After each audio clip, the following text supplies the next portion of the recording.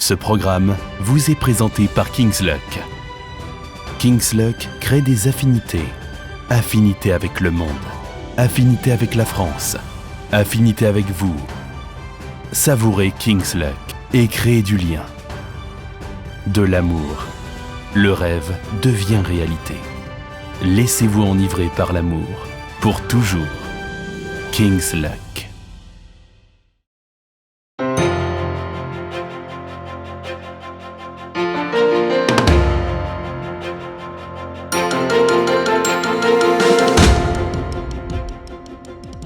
Bonjour à tous et bienvenue dans ce journal. La Chine fête cette semaine le 20e anniversaire de la rétrocession de Macao. Reportage dans un instant. Le ministre chinois des Affaires étrangères Wang Yi lance un appel. Il souhaite que la Chine et l'Union européenne défendent conjointement le multilatéralisme. Dans l'actualité également, la Chine achève la construction d'un pont sur le fleuve Sissi dans le sud-ouest du pays. Vous verrez que c'est une prouesse technologique. Enfin, un reportage vous montrera comment le Xinjiang lutte contre la pauvreté.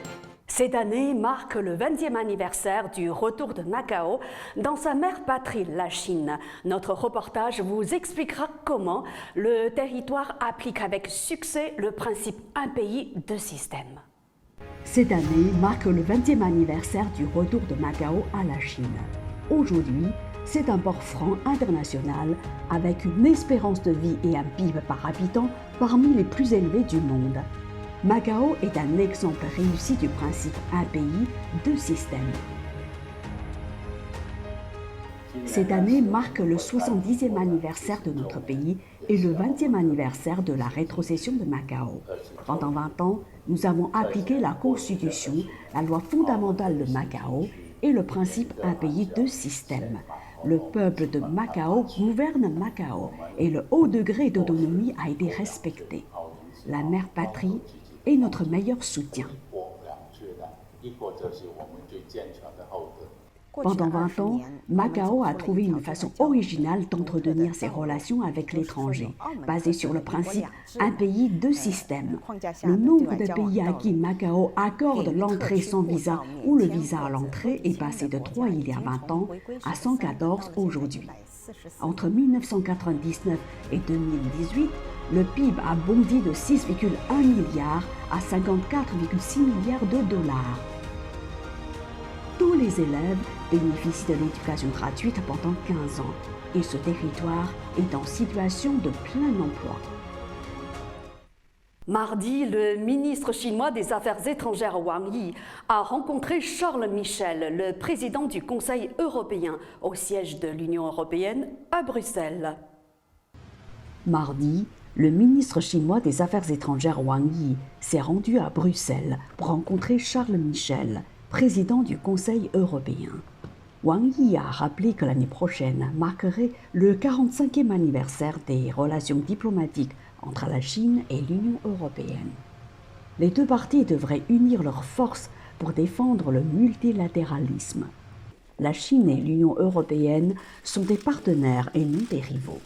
Pour sa part, Charles Michel a déclaré que la partie européenne estime que le multilatéralisme et la coopération internationale sont le meilleur moyen de faire face aux défis mondiaux.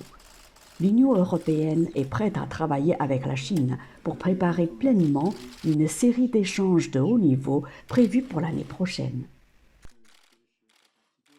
Le chemin de fer à grande vitesse Chengdu-Guiyang a été mis en service lundi dans le sud-ouest de la Chine.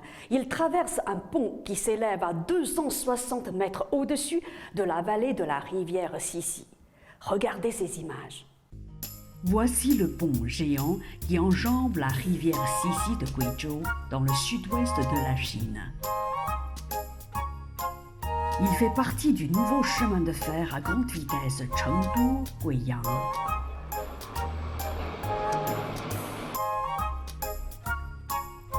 En Chine, c'est le premier pont pivotant construit en béton et tubes d'acier.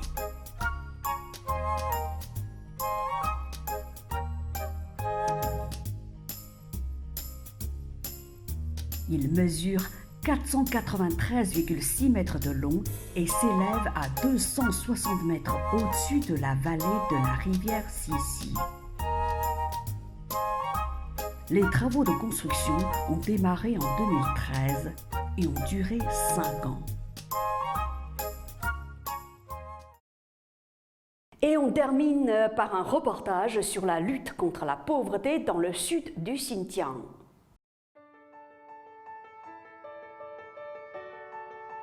Le sud de la région autonome du Xinjiang a longtemps été en proie à la pauvreté en raison de son climat extrême et de son environnement fragile. Entre 2014 et 2018, la mise en place des mesures de réduction de pauvreté a aidé 1,89 million de personnes à sortir de la pauvreté. Le taux de pauvreté a chuté de 29,1% à 10,9%. Ma famille était habituée à la pauvreté et nous vivions dans une maison de briques d'argile mêlées de paille. La vie était difficile car nous gagnions moins de 2500 yuan par personne et par an. Nous cultivions des grenades acides, mais elles ne se vendaient pas bien sur le marché. En 2005, les cadres du village nous ont encouragés à acquérir de nouvelles techniques de culture. Elles consistaient à transformer les grenades acides en grenades sucrées, ce qui nous a permis d'augmenter les ventes.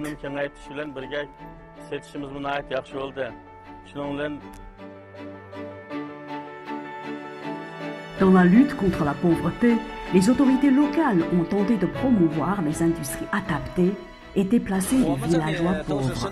Ici, beaucoup de villages sont depuis longtemps frappés par la pauvreté. Les habitants vivent surtout de la terre. Une année de dur labeur ne rapporte que 300 yuan. Afin de lutter contre la pauvreté, nous avons encouragé les villageois à venir travailler dans des ateliers dédiés. Cela peut permettre à toute une famille de vivre mieux.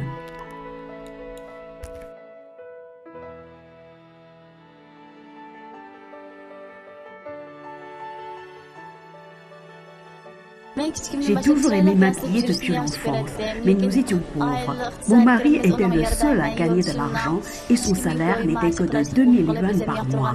Nous ne pouvions pas nous offrir beaucoup de choses, pas même de nouveaux vêtements pour nos enfants. Aujourd'hui, grâce à de nouvelles mesures du parti du gouvernement, le comité du village a trouvé du travail pour moi et ma belle-mère. Maintenant, ma famille peut avoir un salaire mensuel de 5000 yuan. Je peux m'acheter de nouveaux vêtements et de jolies robes.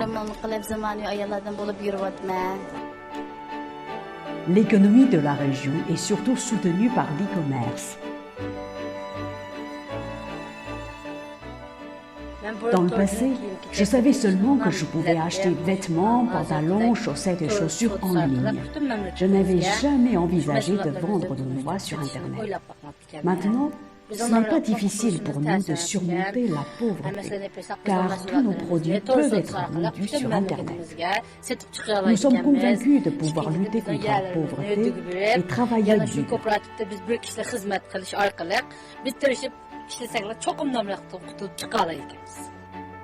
L'an dernier, le Xinjiang a investi 4,7 milliards de dollars dans la lutte contre la pauvreté. Le revenu disponible par habitant de cette région rurale est passé de 119 yuan en 1978 à 11 975 yuan l'année dernière.